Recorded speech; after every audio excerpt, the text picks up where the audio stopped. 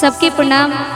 हम आप सबकी अपन घर के बेटी ये प्रीति तराना की तरफ से जितना भी श्रोता सुनवैया देखा तनी जा आप सबके प्रणाम बाटे और आशीर्वाद की प्रतीक्षा रहे। बहुत ही बढ़िया गीत हमने के शंकर भगवान के तिलक के गीत बाटे और हमारे साथ देता ने कोरस पे अक्षरा गुप्ता जी और लवली गुप्ता जी और प्यारा सा म्यूजिशियन टीम हमने के कलेंदर भैया के और गीत के लिखले बानी हमने के बड़ गार्जियन विजेंद्र गुरु जी। घर में एगो बड़ा बढ़िया गीत गवात रहल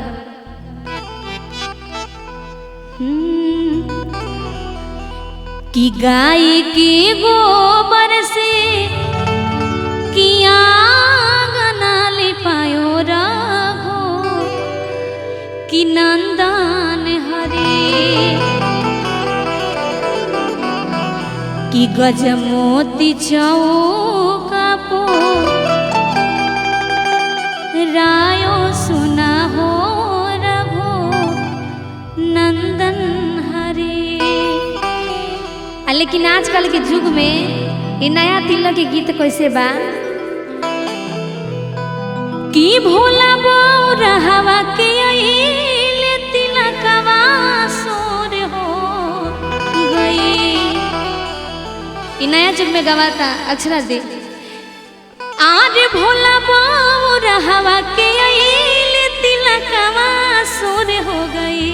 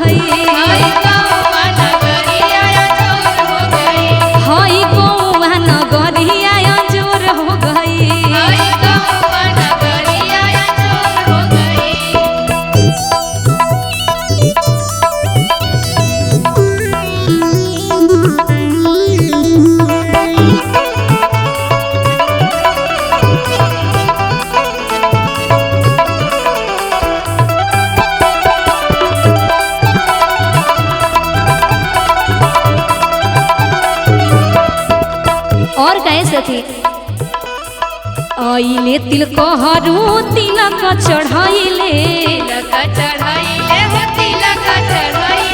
ब्रह्मा जी आई के बेदवा उचरले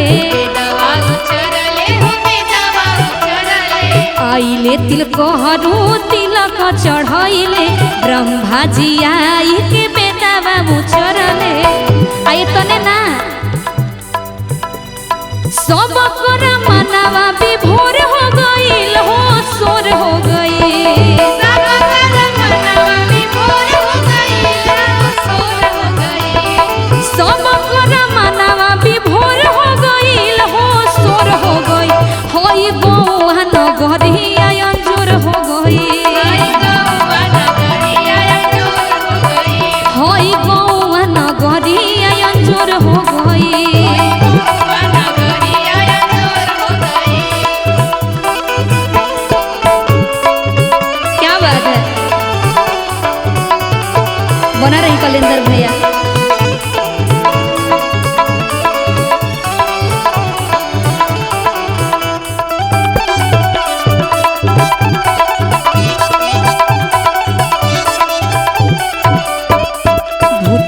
परे तो सब बाजन बजावे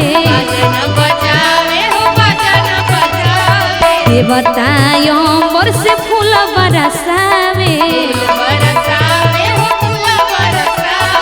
भूतावा परे तो सब बाजन बजावे देवता अंबर से फूल बरसावे। और का खुशी के बादल घन घोर हो गईल हो सोर हो गई